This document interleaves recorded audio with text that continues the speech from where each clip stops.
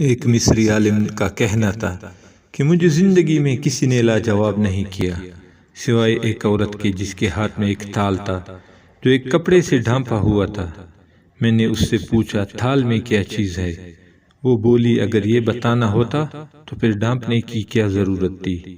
پس اس نے مجھے شرمندہ کر ڈالا۔ یہ ایک دین کا حکیمانہ قول نہیں بلکہ ساری زندگی کی دانائی کی بات ہے۔ کوئی بھی چیز چھپی ہو تو اس کے انکشاف کی کوشش نہ کرو۔ کسی بھی شخص کا دوسرا چہرہ تلاش کرنے کی کوشش نہ کریں، خواہ آپ کو یقین ہو کہ وہ برا ہے۔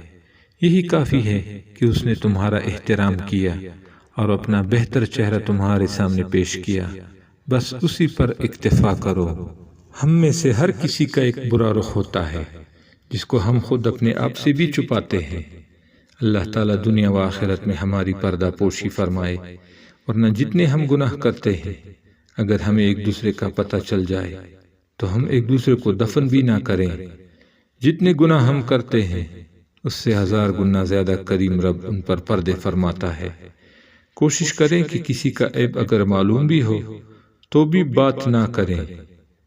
آگے کہیں آپ کی وجہ سے اسے شرمندگی ہوئی تو کل قیامت کے دن اللہ پوچھ لے گا کہ جب میں اپنے بندے کی پردہ پوشی کرتا ہوں تو تم نے کیوں پردہ فاش کیا؟ اللہ عمل کرنے کی توفیق عطا فرمائے، آمین ثم آمین۔